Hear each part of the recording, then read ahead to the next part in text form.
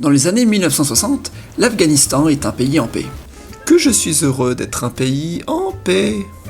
Le pays est une monarchie depuis bien longtemps, proclamé royaume en 1926, avant c'était un émirat, et avant un empire. Mais dans les années 70, cette monarchie historique va être chamboulée. Tout d'abord, il y a une famine qui touche le pays en 1971 et 1972, due à une sécheresse, ce qui affaiblit le pays. Ensuite, les différents mouvements d'opposition se font ressentir, surtout depuis l'ouverture au multipartisme dans les années 60. Ainsi, en 1973, pendant que le roi de l'Afghanistan part en Italie pour se faire soigner, son cousin, Mohamed Daoud Khan, en profite pour mener un coup d'État avec l'aide de factions armées proches du Parti démocratique du peuple, un parti d'inspiration marxiste. N'oublions pas que le Parti démocratique du peuple est un parti politique financé par l'Union soviétique. Bref, en 1973, la République est proclamée, mais elle ne va pas durer longtemps.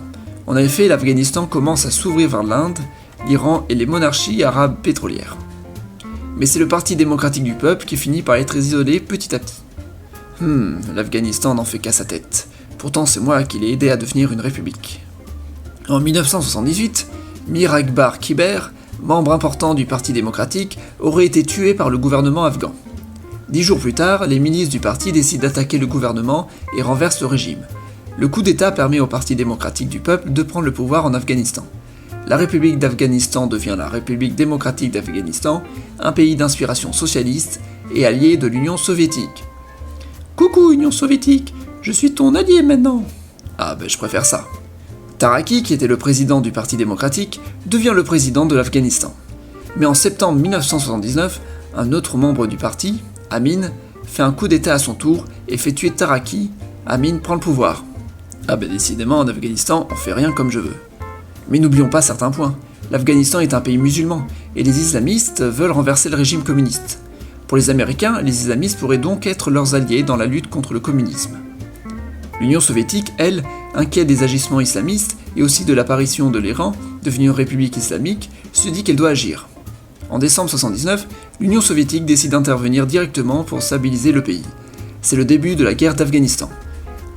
Amin est tué par l'armée soviétique et Karmal est placé au pouvoir. Ne vous inquiétez pas, je fais ça pour le maintien de la paix. C'est scandaleux d'envahir un pays comme ça. L'Union soviétique ne sait pas à quoi elle s'attend. Bon, l'Afghanistan c'est un petit pays.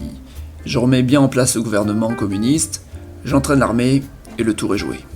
Pour l'Union soviétique, il faut faire ce qu'on pourrait appeler une vietnamisation du conflit, c'est-à-dire faire en sorte que ce soit l'armée afghane qui combatte la guérilla à la place de l'Union soviétique, un peu comme les États-Unis avaient tenté de faire avec l'armée vietnamienne durant la guerre du Vietnam. Mais voilà, beaucoup de soldats désertent et vont rejoindre la guérilla djihadiste. Ainsi, l'Union soviétique a dû augmenter les effectifs durant la guerre. Le nombre de soldats soviétiques en Afghanistan a plus que doublé entre 1980 et 1985. Le terme de Moudjahid est utilisé pour désigner les combattants de la guérilla. Il y aura plusieurs clans, la plupart islamiques. Mais regardons un petit peu la diplomatie internationale. Déjà, la plupart des pays du bloc de l'Est sont alliés à l'Union soviétique, et soutiennent donc le gouvernement socialiste en Afghanistan. Petit cas à part, la Roumanie qui ne soutient pas l'URSS. Mais la Roumanie est assez indépendante dans le bloc de l'Est. Le principal pays concerné par le conflit est le Pakistan. Ce pays a peur que les soviétiques, s'ils sortent victorieux, puissent ensuite menacer les frontières pakistanaises. Le Pakistan est un des grands alliés des États-Unis dans la région. Logiquement, les États-Unis vont donc aider le Pakistan, mais indirectement. Bon, il faut aider les guérillas, surtout qu'elles pourraient être aidées par l'Iran, qui aimerait bien que l'Afghanistan se transforme en république islamique. Donc mieux vaut qu'on finance nous aussi. Salut États-Unis, je suis d'accord avec toi, il faut qu'on ait des bonnes guérillas qui soient avec nous.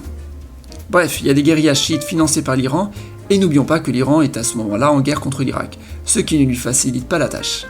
Les États-Unis et l'Arabie Saoudite vont donc donner des moyens financiers à la CIA, les services secrets des États-Unis, qui vont ensuite acheter des armes à différents pays. Les armes seront achetées à la Chine, pays communiste, c'est vrai, mais pour la Chine, c'est un moyen aussi de sympathiser avec le Pakistan. Tu sais, Pakistan, moi j'aime pas trop l'Inde, ça nous fait un point commun. Alors je veux bien participer à vendre des armes pour les Moudjahidines. C'est sympa, Chine, j'arrêterai de financer les guérillas ouïghours en remerciement. Il y a d'autres pays qui vont participer, notamment l'Égypte et Israël. Depuis que je fais la paix avec Israël, je veux bien m'allier avec. N'est-ce pas Israël? Moi, dès que je peux embêter des communistes, je suis content. Toutes ces armes seront vendues à l'ISI, les services secrets pakistanais. Par la même occasion, il y aura aussi des financements privés de grands groupes ayant des intérêts dans la région. Pour les États-Unis, le fait de pouvoir participer à la guerre contre des soviétiques sans avoir à envoyer un seul soldat est une grosse réussite. J'ai l'impression que l'Union soviétique est en train de vivre ce que j'avais vécu au Vietnam, c'est formidable. À partir de 1986, l'Union soviétique se trouve dans une impasse et ne voulant pas subir une défaite, comme l'avaient subi les États-Unis au Vietnam, songe à faire une vietnamisation, ou plutôt une afghanisation du conflit. En 1988 sont signés les accords de Genève qui terminent la guerre d'Afghanistan. En fait, la guerre n'a rien de terminé, mais l'Union soviétique s'engage à quitter le territoire. L'accord est signé entre le Pakistan et l'Afghanistan. Bon ben, Afghanistan, je dois quitter le pays. J'ai 9 mois pour tout déménager, je vais te laisser seul. Oh non, mais je dois combattre les Moudjahidines tout seul. En effet, pendant le retrait, des combats continuent et les Moudjahidines récupèrent des armes qui étaient soviétiques. Au final, cette guerre qui s'est terminée en 1989 a causé la mort d'un demi-million à 2 millions de civils afghans. Environ 5 millions d'Afghans ont fui le pays vers le Pakistan ou l'Iran. Mais voilà, le gouvernement socialiste va rester en place et la guerre va continuer. On parle de guerre civile et avec tous les financements obtenus, les différents groupes de guérillas sont plus forts que jamais. Des années de guerre vont encore toucher l'Afghanistan, mais ça, c'est une autre histoire.